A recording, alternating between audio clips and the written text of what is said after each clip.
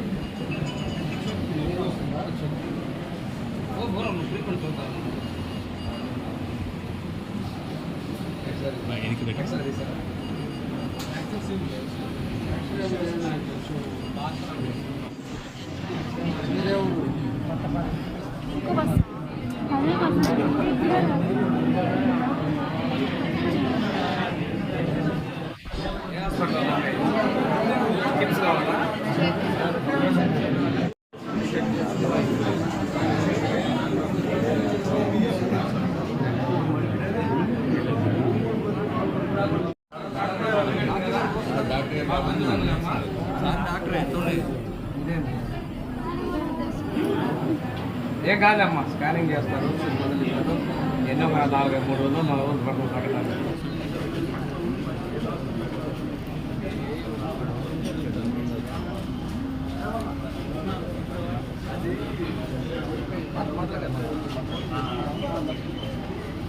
అందరికీ నమస్కారాలు. ఈరోజు పొద్దున్న 9 గంటలకి మంగళూరు రంగాపూడి గ్రామం మీదుగా వచ్చే బస్సు వస్తుంది. బాగా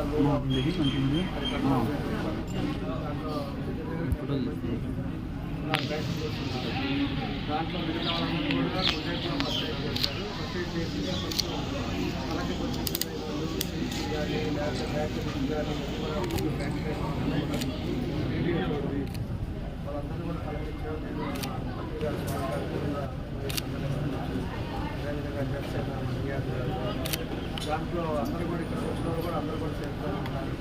వాళ్ళకు కూడా మేము వస్తే మా టీడీఎస్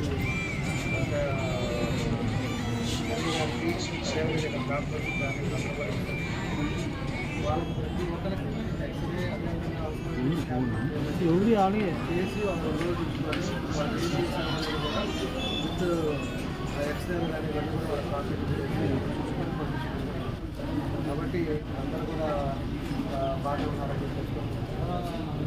ఒకసారి అలాంటిది కూడా అక్కడ కూడా ఏదనేది కూడా మాట్లాడిన వాళ్ళు కూడా ఆట కూడా రోడ్డు కానీ మేటగా ఉండేటప్పుడు కూడా దానిలో అలా ఇలా జరగకుండా దాన్ని కూడా జరిగించుకుంటామని కూడా ద్వారా దాంట్లో దగ్గర 20 మంది స్కూల్ పిల్లలు కూడా ఉన్నారు. వాళ్ళు కూడా అంతా కూడా బాగానే ఉన్నారు. కొంతమంది ఇక్కడ ఒంగోలులో ప్రేయర్ కోసం చెప్పి అక్కడి నుంచి వస్తూ ఉన్నారు. ధర్మవరం నుంచి వాళ్ళు కూడా కొంతమంది ప్రేయర్ కోసం వాళ్ళు పెట్టారంటే దానికోసం వస్తూ ఉంటే వాళ్ళు కూడా కొంతమంది ఉన్నారు.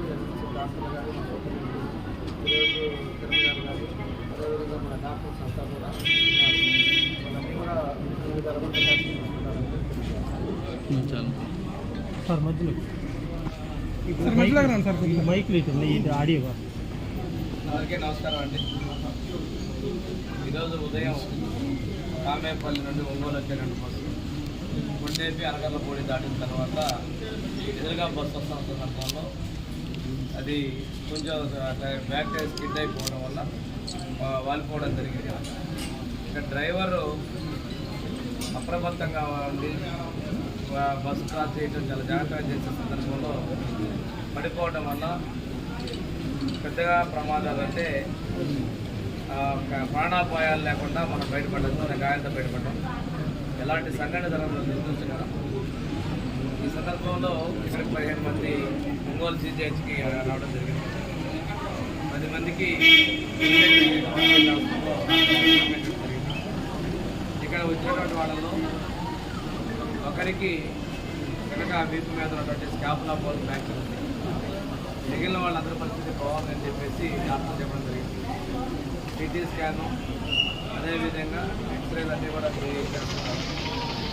వాళ్ళకి పూర్తి స్థాయిలో నయమయ్యేంత వరకు కూడా చికిత్స అందించడం చేస్తున్నారు. ఇది ఈరోజు బస్సులో కూడా 70 మంది ఉన్నారు, 20 మంది స్టూడెంట్స్ ఉన్నారు.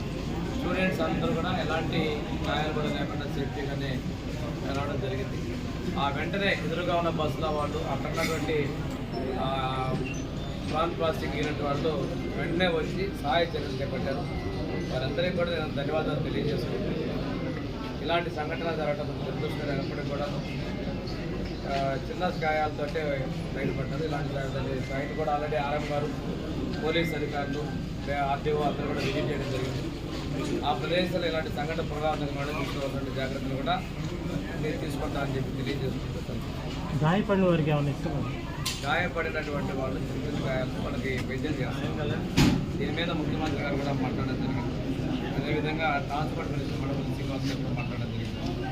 వీళ్ళందరికీ నయమయ్యేందుకు నేను తెలియజేస్తున్నాను.